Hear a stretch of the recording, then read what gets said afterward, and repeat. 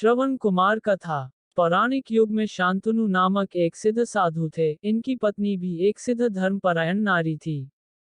कहानी उस समय की है जब शांतनु और उनकी पत्नी बहुत वृद्ध हो चुके थे और उनकी आंखों की रोशनी भी चली गई थी।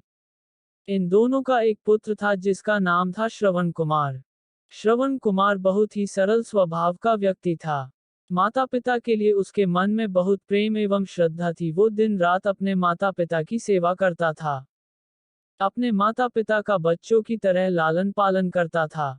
उसके माता पिता भी स्वयं को गौरवशाली महसूस करते थे और अपने पुत्र को दिन रात हजारों दुआएं देते थे।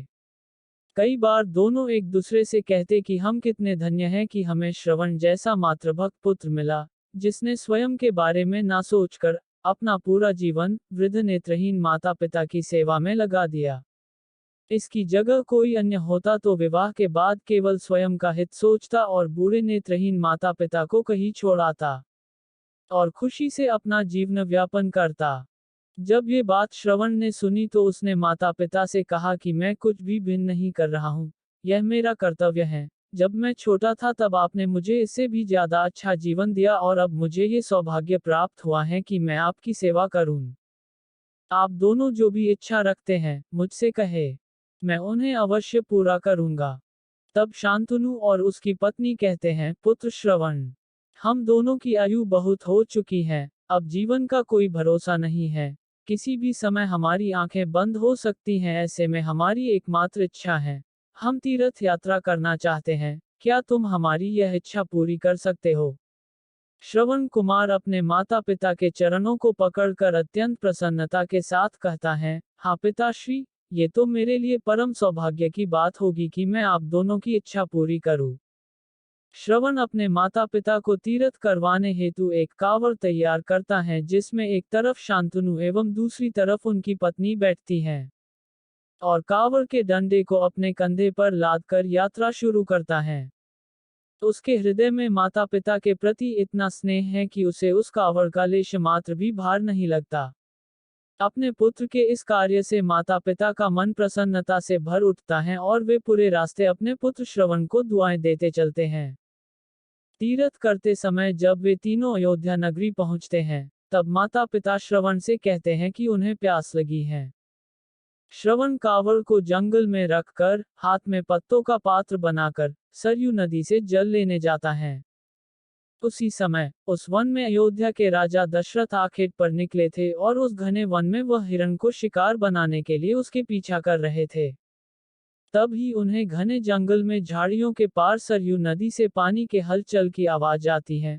उस हलचल को हिरण के पानी पीने की आवाज समझकर महाराज दशरथ शिकार के उद्देश्य से तीर चला देते हैं और उस तीर से श्रवण कुमार के हृदय को आघात पहुंचता है, जिससे उसके मुंह से पीड़ा भरी आवाज निकलती है, जिसे सुन दशरथ स्तब्ध रह जाते हैं और उन्हें अनहोनी का एहसास होता है और वे भागकर सरयू नदी के तट पर पहुंचते हैं, जहां वे अपने तीर को श्रवण के हृदय में लगा देख भयभीत हो जाते हैं और उन्हें अपनी भूल का एहसास होता है। दशरथ श्रवण कुमार के समीप जाकर उससे क्षमा मांगते हैं। तब अंतिम सांस लेता श्रवण कुमार महाराज दशरथ को अपने वृद्ध नेत्रहीन माता पिता के बारे में बताता है और कहता है कि वे प्यासे हैं, उन्हें जाकर पानी पिला दो और उसके बाद उन्हें मेरे बारे में कहना। और इतना कहकर श्रवण कुमार मृत्यु को प्राप्त हो जाता है। भारी हृदय के साथ महाराज दशरथ श्रवण के माता पिता के पास पहुंचते हैं और उन्हें पानी पिलाते हैं। माता पिता आश्चर्य से पूछते हैं, उनका पुत्र कहाँ है? वे भले ही नेत्रहीन हो, पर वे दोनों अपने पुत्र को आहत से ही समझ लेते थे। माता पिता के प्रश्नों को सुन महाराज दशरथ उनके चरणों में गिर जाते हैं और बीती घटना को विस्तार से कहते हैं।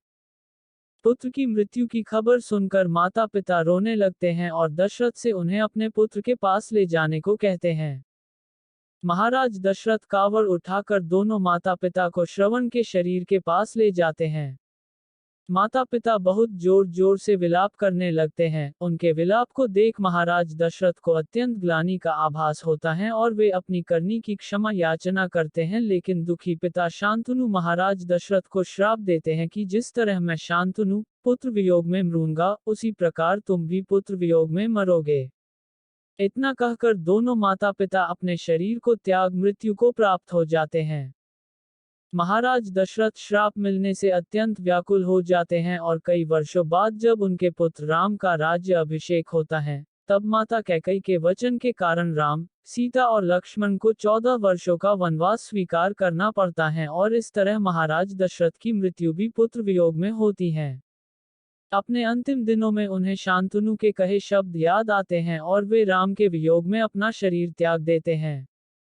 कहानी से शिक्षा। हमें ये कहानी यही शिक्षा देती है कि बिना लक्ष्य को देखे उसे भेदना कई बार आपको गलती का पात्र बना देता है और आप ना चाहते हुए भी दूसरों के दुख का कारण बन जाते हैं। ये थी श्रवण कुमार की कहानी। अपनी माता पिता भक्ति के कारण ही श्रवण कुमार पुराणों में जीवित हैं। श्रवण कुमार सदैव अपनी मातृभक्ति के लिए जाने जाते हैं। उन्हीं की कहानी सुनाकर माता पिता अपने बच्चों को संस्कारित करते हैं।